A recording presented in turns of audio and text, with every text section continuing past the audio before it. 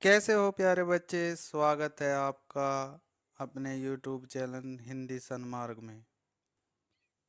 जैसा कि हमने पहली वीडियो में कक्षा 6 वाटिका का पाठ एक किरण आई छाई पढ़ा था और सभी बच्चों ने जैसा कि प्यार दिखाया है उसी को हम हम्म, आगे बढ़ाते हुए आज पाठ 2 पढ़ेंगे।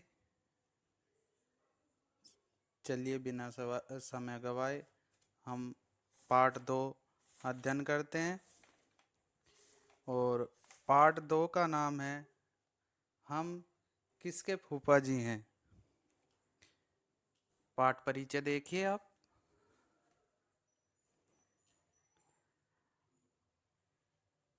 अपने आप को सबसे चालाक समझने वाले फूफा जी से जब एक ठग ने ठगी कर ली तब उन्हें समझ में आया कि हमें समझदारी से काम लेते हुए किसी भी अनजान व्यक्ति पर भरोसा नहीं करना चाहिए।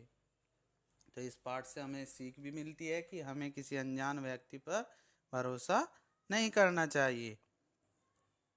देखिए आगे पढ़ते हैं।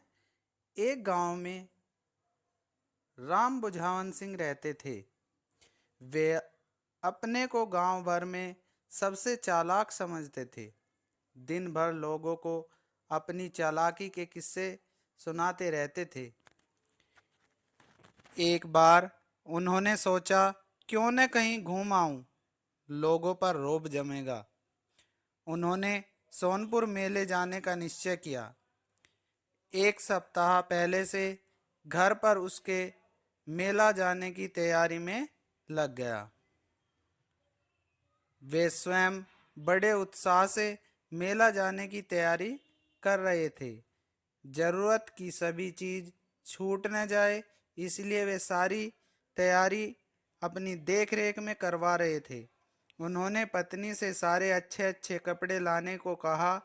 पत्नी ने आश्चर्य से पूछा, अरे मेले में 2-4 दिन ही तो रहना है, आप सारे कपड़े ले जाकर क्या करेंगे? वहीं रहने का विचार है क्या? राम बुझावन सिंह को यह बात अच्छी नहीं लगी कि उनके जैसे चालाक व्यक्ति को कोई समझाए। उन्होंने पत्नी को डांटते हुए कहा, तुम नहीं समझोगी मुन्ने की माँ, अधिक कपड़े रहने से लोगों पर रौब पड़ता है। लोग मुझे धनी मानी आदमी समझेंगे। मैं सुबह पहला कपड़ा, दोपहर में दूसरा कपड़ा और शाम को तीसरा कपड़ा पहनूंगा। लोग मुझे बड़ा आदमी समझकर प्रणाम करेंगे। कुछ देर रुककर उन्होंने कहा, खाने का कौन कौन सा सामान बनाना है याद है कि नहीं? 50 बार बता चुका हूँ, पर तुम लोगों को क्या ठीक भूल जाओगे। एक बात और सुन लो, पुआ, मालपुआ, पूरी, 2 तरह की सब्जी, अचार, चटनी, खजूर और सुनो, चूड़ा, मीठा, मकई एवं चना का भूजा जरूर रख देना। पत्नी ने उबलते हुए कहा, सब सामान तैयार है, आप निश्चित रहिए। कुछ देर बाद उनकी पत्नी ने डरते हुए कहा, मुन्ना कह रहा था कि यह सब सामान ढोकर ले जाने की क्या जरूरत है, सब सामान तो होटल में मिलता ही है। अब वे गुस्से से उबल पड़े, अरे तुम लोग मुझे पढ़ा रहे हो, मैं गांव भर के लोगों को पढ़ाता हूँ। मुन्ना ने अभी देश दुनिया नहीं देखी है, सिर्फ किताबी बातें करता है। उन्होंने एक एक सामान स्वयं ही चेक किया। फिर उन्होंने बोरे में लोटा, बाल्टी, रस्सी, थाली, कटोरा, चम्मच, गिलास, तकिया, गद्दा, चादर आदि सरियाया। पत्नी कुछ कहना चाहती थी पर उनके गुस्से को याद कर चुप रह गई। वे मेले में पहुंचे। चारों तरफ चहल पहल थी।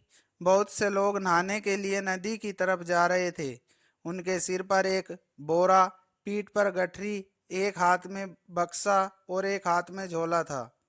सामान के बोझ से परेशान वे धीरे धीरे चल रहे थे। तभी अचानक 18-19 साल का एक सुंदर लड़का उनके सामने आया और पैर छूकर बोला, प्रणाम फूफा जी। वे अचानक वे अचकचा गए और सोचने लगे कि फूफा जी, उनका तो कोई साला नहीं है, इस लड़के को कभी देखा भी नहीं है।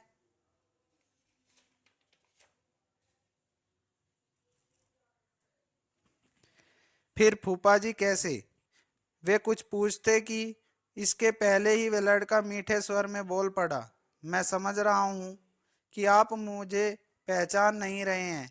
असल बात यह है कि फुआ की शादी के बाद पिताजी का जन्म हुआ। आप शादी के बाद कभी आए नहीं, फिर भला मुझे पहचानेंगे कैसे?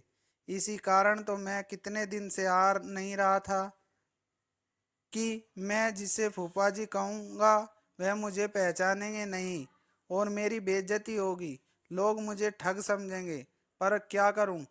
दीदी जी की तबीयत बहुत खराब है, कई दिनों से होश नहीं है। जब होश आता है तब कहती है कि एक बार पाहुन को देख लेती। पता नहीं उनकी अंतिम इच्छा पूरी होगी या नहीं। इतना कहकर लड़का रोने लगा। राम बुझावन उसे चुप कराने लगे। लड़का फिर बोला, मैं गांव गया तो पता चला कि आप मेला आए हैं।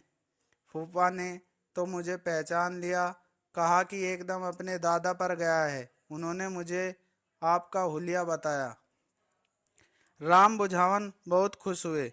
उन्होंने कहा, घबराओ नहीं बबुआ, मैं तुम्हें पहचान गया हूँ। वे दोनों बतियाते हुए नदी के किनारे पहुंचे। लड़का उनके कान में फुसफुसाते हुए बोला, फूफा जी सावधान रहिएगा, यहाँ बहुत चोर उचक्के घूमते हैं। मैं नहाने जा रहा हूँ, आप मेरे कपड़े देखते रहिए, नहीं तो कोई लेकर भाग जाएगा। यह कहकर लड़का नहाने चला गया। नए नए बने फूफा जी उसके कपड़ों की रखवाली करने लगे।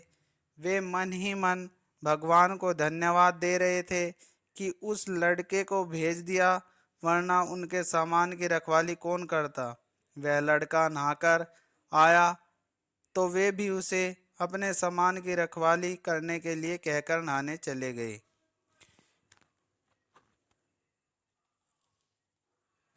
वे ससुराल जाने के नाम से मन ही मन खुश हो रहे थे। सोच रहे थे कि नहाकर खूब अच्छा कुर्ता धोती पहन लेंगे और यहीं से सीधे ससुराल चले जाएंगे। अच्छा हुआ कि सारे कीमती कपड़े लेते आए। ससुराल में खूब ठाठ से पहनेंगे, वहाँ खूब रौब जमेगा। उन्होंने काफी देर तक खूब देह मलमल कर नहाया। जी भर नहाने के बाद अपने सामान के पास गए तो न वहाँ उनका सामान था और न ही लड़का। उन्हें लगा कि वे भूल रहे हैं, उनका सामान दूसरी तरफ है। वे जल्दी जल्दी उधर गए पर वहाँ भी कुछ नहीं था। वे कमर में गमछा लपेटे हुए थे और शरीर भीगा था। भीड़ में जिससे उनका शरीर छू जाता वही उनको उल्टा सीधा कहता, पर वे इस पर ध्यान दिए बिना चारों तरफ लड़के को और अपने सामान की खोज रहे थे। लोगों ने उनकी राम कहानी सुनकर समझाया, अरे वह कोई ठग होगा, तुम्हारे साले का लड़का तुम्हारे साले का लड़का वड़का नहीं, वह अब नहीं मिलेगा। मेले में बहुत सारे ठग घूमते हैं, पर उनको विश्वास नहीं हुआ कि उनके जैसा चालाक व्यक्ति को कोई ठग सकता है। वे हाथ जोड़कर लोगों के झुंड के आगे खड़े हो जाते हैं और रोनी आवाज में कहते हैं, ए बबुआ, इसमें से हम किसके फूफा जी हैं? झुंड में कुछ लोग हंसते हुए, कुछ लोग झुंझलाते लड़के उन्हें धक्का मारकर आगे बढ़ जाते हैं। वे फिर दूसरे झुंड के सामने हाथ जोड़कर रोनी आवाज में कहते हैं, ए बबुआ, इसमें से हम किसके फूफा जी हैं? झुंड में कुछ लोग हंसते, कुछ झुंझलाते, कुछ धक्का मारकर आगे बढ़ जाते हैं। वे फिर तीसरे झुंड के सामने उसी तरह कहते हैं, ए बबुआ, इसमें से हम किसके फूफा जी हैं? तो प्यारे बच्चों, कैसा लगा आपको ये पार्ट? तो